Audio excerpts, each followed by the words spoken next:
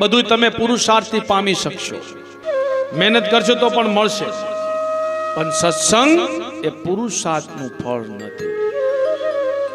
સત્સંગ પ્રભુની કૃપાનું ફળ છે. બિનુ સત્સંગ વિવેક ન હોય, રામ કૃપા બિનુ સુલભ ન સોઈ. આજે મને સત્સંગ મળ્યો, નારદજી ધન્ય થયા છે. ભાગવત એ શું છે? ભાગવત એટલે ભગવતા ભોક્તમ ભાગવતમ. ભાગવત નો અર્થ ભગવાનનું કહેલું. આ ભગવાને સ્વયં બોલેલું છે, એને પોતે કહેલું છે. અને ભગવતા ગીતમ, ભગવાન ગીતા એટલે ભગવાનનું ગાયેલું. આના આદિ વક્તા કોણ છે? સ્વયં આદિ નારાયણ. કોણ છે? ભગવાન આદિ નારાયણ. ભગવાન એના મૂળ અવિનાશી છે. આ એનાથી પ્રગટેલી ગંગા છે.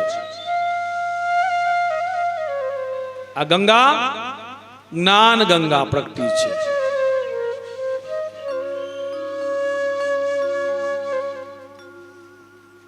તુલસીદાસ તો ત્યાં સુધી લખે છે, સજલ મૂલ જીન સરિતન નાહી,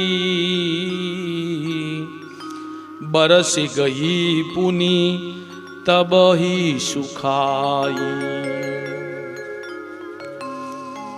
જે નદીમાં મૂળ સજલ નથી એ નદીમાં નાવું નહીં. જેના મૂળ સજલ છે એ નદીમાં નાવું. આ કથા ગંગા નથી સુકાતી, અને બીજી ગંગા ભાગીરથી ગંગા એ સુકાતી નથી. કેમ? આના મૂળ સજલ છે, એમાં સ્નાન કરવું, એમાં પાન કરવું. ભાગવત ભાગીરથી ગંગા ભગવાનના વિષ્ણુના ચરણ કમળમાંથી નીકળી, અને ભાગવતની ગંગા ભગવાન વિષ્ણુના મુખમાંથી સ્વયં પ્રગટેલી ગંગા છે. માટે ગંગા જેમ ભુક્તિ અને મુક્તિ બને દેનારી છે, એમ ભાગવત પણ ભુક્તિ અને મુક્તિ બને આપે છે. મુક્તિ આપે અને ભુક્તિ પણ આપે. પોતાને આપે મુક્તિ, ભુક્તિ પણ આપે, પિતૃઓનો ઉદ્ધાર પણ કરી દે. આ એ ગંગા છે. આનું સ્વરૂપ શું છે? વાંગમય. આના મનનથી, આના ચિંતનથી, આના પઠનથી, આના શ્રવણથી મુક્તિને મનુષ્ય પામે છે. આ કથા ભાગવત શ્રદ્ધાવાન લભતે ભવા.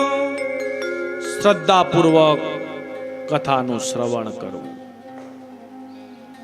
વક્તા આવ્યા એ પહેલા બેસી જાવ. કથાનો ટાઈમ કેટલા વાગ્યાનો છે?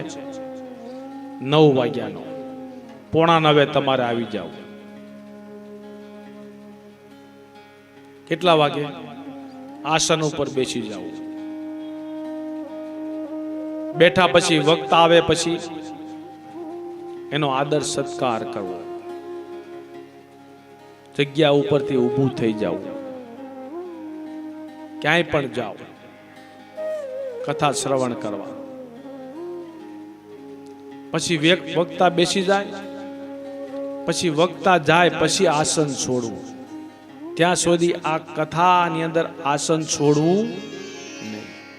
આ કથા હોલ નથી, આ કથા નેમિષારણ્યનું મંદિર છે.